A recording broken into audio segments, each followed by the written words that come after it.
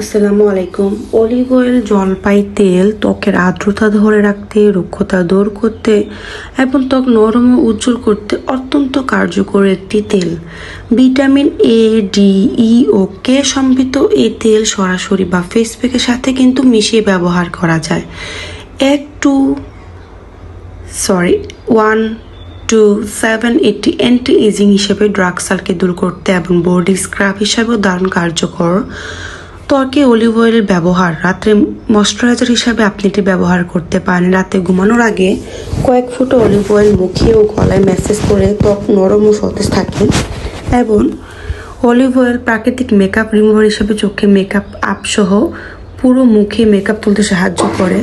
ব্রণ দূর করতে 1 চামচ অলিভ অয়েলের সাথে আধা চামচ লেবু রস মিশিয়ে 5 থেকে 7 মিনিট ম্যাসেজ করে উজ্জ্বল জল দিয়ে ঠান্ডা পানি দিয়ে আপনি যদি মুখটাকে ভালো মতন ধুয়ে ফেলেন তাহলে ভালো একটি রেজাল্ট আপনি পেতে পারেন। বডি স্ক্রাব হিসাবে যেমন আধা কাপ চিনি, 3 চামচ অলিভ অয়েল এবং 2 চামচ মধু মিশিয়ে বডি স্ক্রাব তৈরি করা যায়, যা ত্বকে মৃত্যু কোষ তুলে ফেলবে।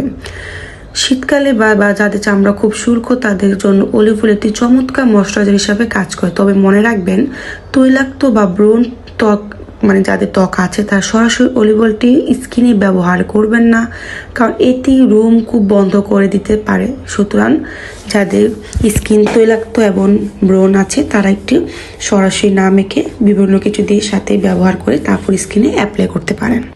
শুধু যে স্কিনের জন্য তা না, চুলের জন্য অলিভ অয়েল ব্যবহার করলে চুল হাইড্রেটেড, নরম ও মসৃণ রাখে। প্রাকৃতিক কন্ডিশনার হিসাবে চুলের সূক্ষ্মতা, আগা ফাটা দূর করে।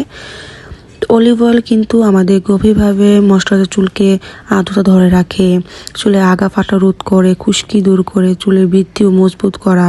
প্রাকৃতিক কন্ডিশনার হিসাবে কিন্তু পুষ্টি দেয়, চুলের ভিতর থেকে দেয়, ফলে সিল্কি উজ্জ্বল হয়। তো ব্যবহারের নিয়ম এগুলো আপনারা আগে জানেন। শ্যাম্পু রাতে দিয়ে ঘুমাবেন, রাতে তেলটা দিয়ে ঘুমাবেন, ঘুম থেকে উঠে শ্যাম্পু করে ফেলবেন। আমরা কিন্তু ছোট বাচ্চাদেরকে সরিষা তেল কিন্তু অ্যাভয়েড করতে বলি। ছোট শিশুদেরকে আমরা বলি অলিভ অয়েলটা ব্যবহার করানোর জন্য।